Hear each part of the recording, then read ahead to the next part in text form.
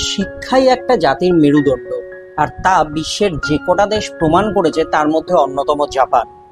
সেখানে শিক্ষার হার 100%। তাহলে বুঝতেই পারছেন বিশ্বের অন্যতম শক্তিশালী অর্থনীতির এই দেশ কেন এতটা উন্নত। সেখানে জীবন চলে অত্যন্ত দ্রুত গতিতে। প্রযুক্তি থেকে শিল্প, কৃষি থেকে সংস্কৃতি, সবের মধ্যেই রয়েছে অতি আধুনিকতার ছোঁয়া। তবে সেই আধুনিকতার মধ্যে কিন্তু উচ্ছৃঙ্খলতার কোনো জায়গা নেই, বরং রয়েছে নির্দিষ্ট প্ল্যানিং।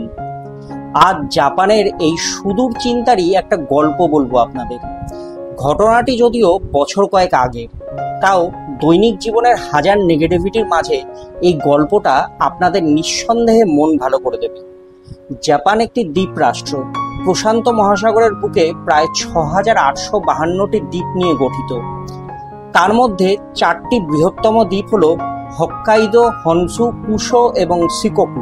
দেশের রাজধানী টোকিও। জনসংখ্যার নিরিখে এই দেশটি বিশ্বের 10ম বৃহত্তম রাষ্ট্র। আগেই বলেছি, জাপান বিশ্বের উন্নততম দেশগুলির অন্যতম পথিকৃৎ। প্রযুক্তি থেকে গবেষণা, পরিবহন থেকে শিল্প, সর্বক্ষেত্রেই ছাপ ফেলেছে জাপান।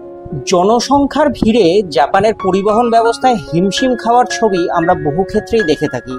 মেট্রো, বাস থেকে লোকাল ট্রেন ভিড়ে রীতিমতন গাদাগাদি হয়। অন্যদিকে আবার সেখানে রয়েছে বিলাসবহুল বুলেট ট্রেনের ব্যবস্থাও। যাত্রী পরিষেবা আরও বাড়াতে নিত্যদিন নতুন নতুন রুটের সূচনা করছে জাপান সরকার। আবার কিছু অলাভজনক রুটও বন্ধ করে দিয়েছে। তেমনই একটি রুট ছিল জাপানের প্রত্যন্ত এক গ্রামের মধ্যে দিয়ে। স্টেশনের নাম কামিশিরাকাটি।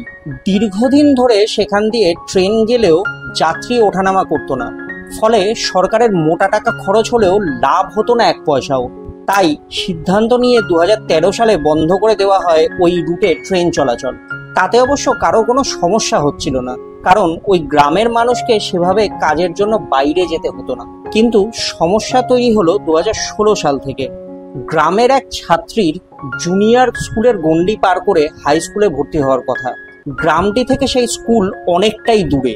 সেই স্কুলে যাওয়ার জন্য ট্রেন ছাড়া আর কোনো যোগাযোগ ব্যবস্থা ছিল না সেখানে। তাই কার্যত পড়াশোনা বন্ধ হয়ে যাওয়ার উপক্রম হয় তার।